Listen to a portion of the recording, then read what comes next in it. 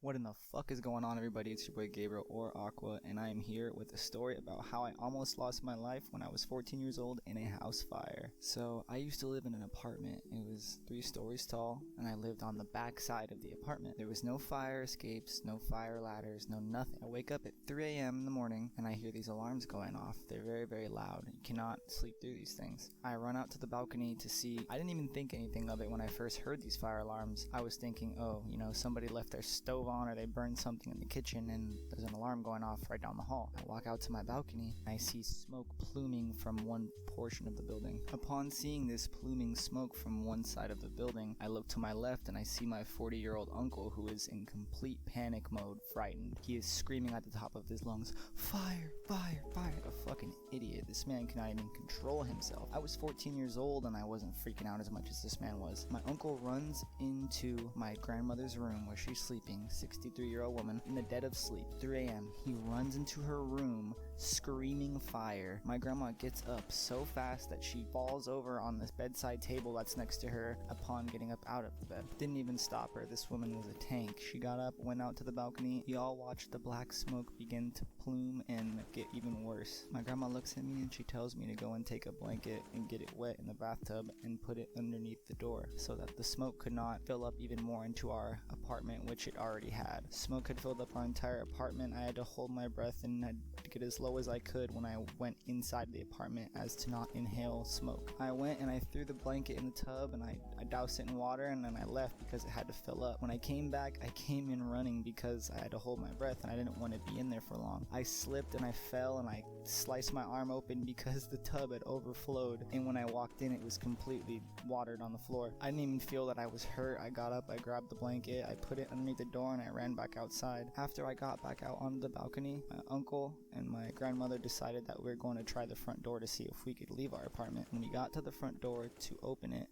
the fire could be seen from underneath the door. The orange glow had melted the paint all around our door, so we could not open it. No matter what we did, we kicked it, we ran into it, everything. We went back out to the balcony because at this point our apartment was completely filled with smoke. I started to realize that we probably weren't going to get any of our stuff, or maybe not even get out of this alive, so I decided to start filling duffel bags with my grandmother's clothes because I knew it would be hardest for her to get new clothes after we lost everything. My 14-year-old heart pumping like a fucking 808, I took into action and I started to grab everything that I could, like I previously said. Put them in bags and threw them over the 3rd-story apartment balcony onto the bottom floor in our neighbor's backyard. We had 2 cats and a bird that were still inside of the house, and I remembered this. I ran back into the house after holding my breath, completely filled with black smoke, and I started looking for the cats. They were terrified. One of them was underneath the bed, and I had to flip over the entire bed and I had to pull out the cat, and I had to take him to the balcony. I did that for them both, but because my uncle was panicking so hard and not paying attention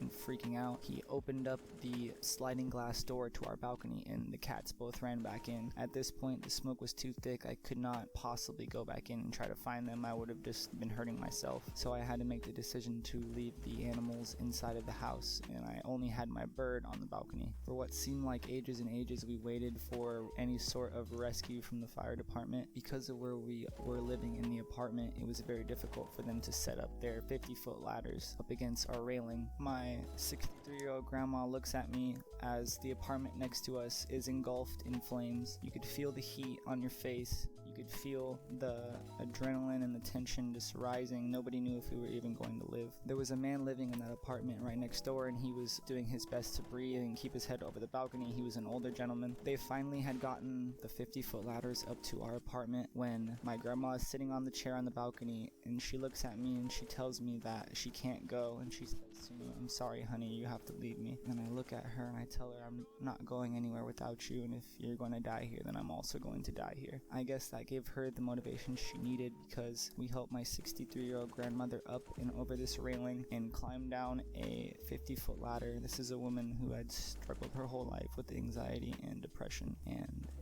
this changed her. It absolutely changed her for the worse. And things were never the same. Me, my uncle, and my grandmother all made it safely down the 50-foot ladder, where we were greeted by paramedics and fire department officials who asked us if we had inhaled smoke, and they gave us tests to see if we had smoke inhalation. And I was picked up at 3 in the morning by my brother, upon calling him 50 times, and I've been living with my dad ever since then. We all made it out okay, but like I said, things were never the same after that. People changed, anxiety worsened, and not everybody who lived through that day is here with us today. I just want to say to tell your family that you love them. Never take anything for granted. This has been Gabriel or Aqua. Remember, you could lose everything in an instant, so it's important that we cherish and appreciate everything that we do have in our lives. If you made it this far, thank you so much. I appreciate you for listening, and if you like, comment, and subscribe, that tells me that you're a little cutie. Thank you. This has been Gabriel or Aqua, and have a great night. On the real though, if you didn't press the like button after listening this far, I'm gonna beat your